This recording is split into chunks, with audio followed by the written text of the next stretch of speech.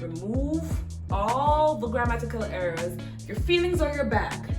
You can choose. And not telling a lie. I'm spell check, honey.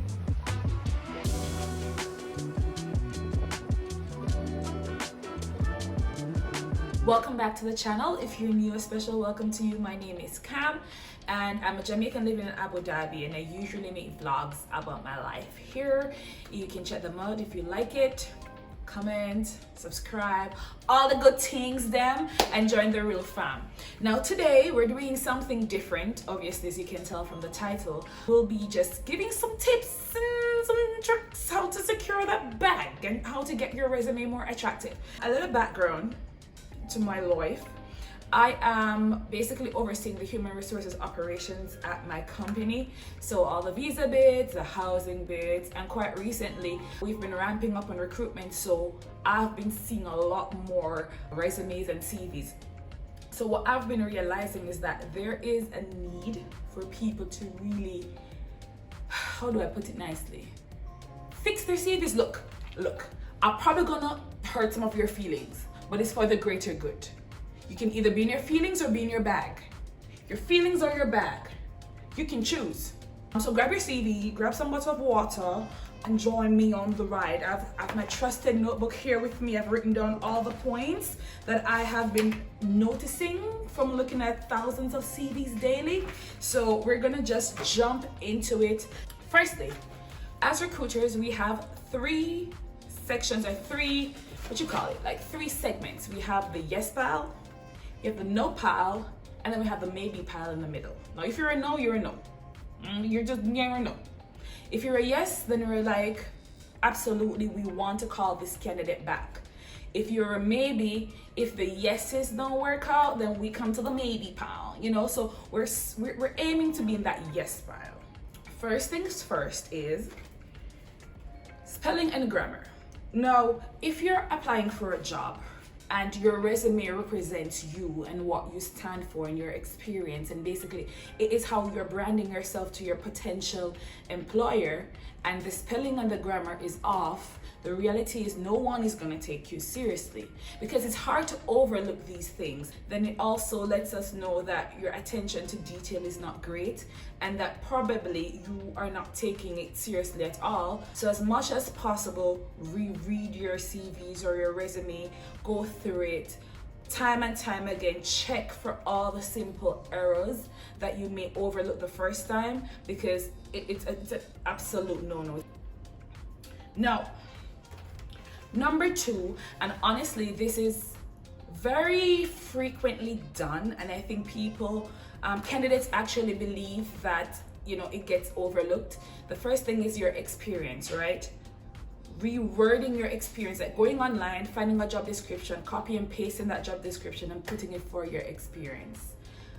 I can tell you that immediately once I see a CV, I can tell this person copied and pasted this, you know, their experience of Google or wherever. Honestly, if it is that I'm looking at your work experience and I'm seeing that you worked from, I don't know, 1 year to 1 year, but in the same year you were working somewhere else, we have a lot of questions. Was it a part-time job? Whatever it is, it makes us confused. And usually when you're going through thousands or hundreds of resumes or CVs, you do not have time to try to investigate, you know, where you were working and when. So always ensure that it's easy to follow your experience flows. For like a good structure of a CV, you can check out Canva. That is what I use for my CV personally. It has good templates on what you can follow, and it's very modern looking and it flows. It gives you some structure and some sequence. It makes it easier for a recruiter to follow. Another tip in addition to this is, you may have a lot of experience, but also if it's not relevant to the job in which you're applying for, you would want to omit that fact. There is such a thing as too much information, because then it becomes confusing, and then you have information that doesn't help you to get the job because it has no skill set that is required for the particular position that you're applying for. Less is best sometimes. So if you used to work, let's say 15 years ago someplace, right? You don't have to put all those experiences there unless you're hired for a position that requires all of those, experiences. As much as possible, try to limit your CV to 2 pages maximum. If you have your experience, you can say it in 1 to 4 sentences, bullet points. No one has time to be, oh, like, nobody don't want to read no essay. I'm not telling a lie. We're not going to read the essay. If a 4, 5, 16 pages, it's a no for me. Personally, it's going to be in possibly the no pile immediately. If you're coming fresh out of university, then you don't really have much experience, let's say, then you would want to put your education first and then your experience below, because you don't have a lot of experience. And also, you don't want to omit the fact that you went to which high school. I don't know, I went to XYZ high school or XYZ primary school. It's not relevant. One thing that you should also stay away from doing is just writing, I worked in the front desk that answered calls and I, took reservations. You try to follow this WHO structure. What did you do specifically? Then the H is how did you do it, and the O is the outcome of what you did.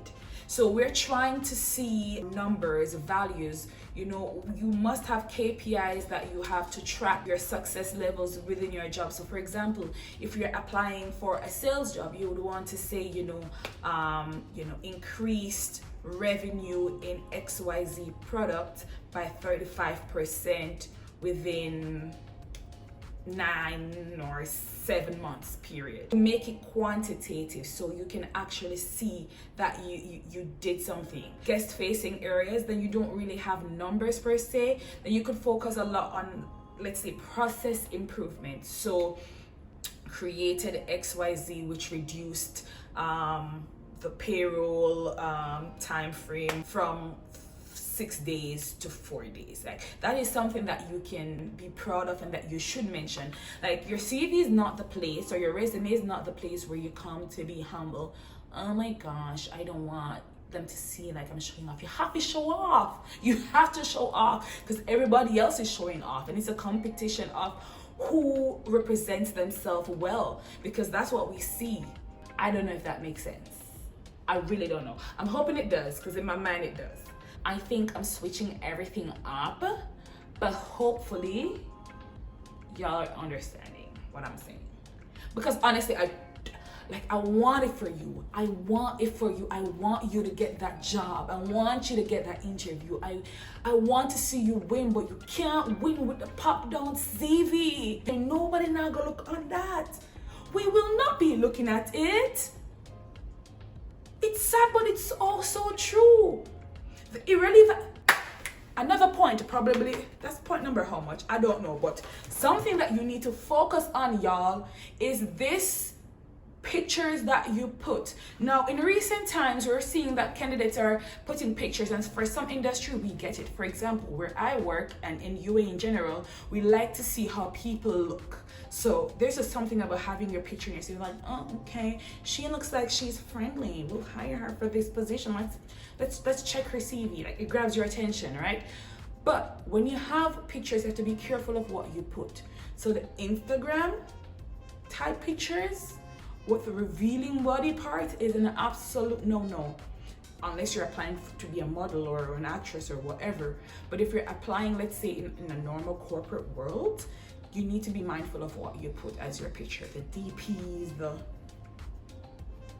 all them things, like take a headshot and put it there, please. Okay, that's free game for you. That's just an addition. That's just a bonus, because I love you so much. Like if you made it this far, thank you for watching so far. That's a bonus just for you. Should be very, very logical, and it should not be something that is said, but it needs to be said. If it's been happening so many times, that means people are not being serious or they're overlooking this very basic but important detail in your CV. Those pictures need to be copacetic. Okay? Right. So, anyways, guys, that is it for today. I said I was going to make this under 10 minutes. I'm not quite sure if I did that, but hopefully the information was valuable. If you liked this video, please just share it with someone who you think it may help, because honestly, jobs are out there for people to get. It's just that you need to market yourself, represent yourself, and brand yourself well. You know, make yourself attractive to the recruiter so that they would want to read through your CV and then they would want to call you for an interview. All right, so this is just the first session in the series of this career type video. As I start to compose all the things that I'm seeing, some tips and some tricks that we could give, I'll definitely share it with you along with the vlogs that I'll also do with these career type videos. You know, I'm trying to do more things on this YouTube. So, and by the way, you know, this references are available upon request. Remove it. We know it's available upon request. Just saying. Just free game for you. Free game for you. Make that CV into 2 pages or less. Thank you.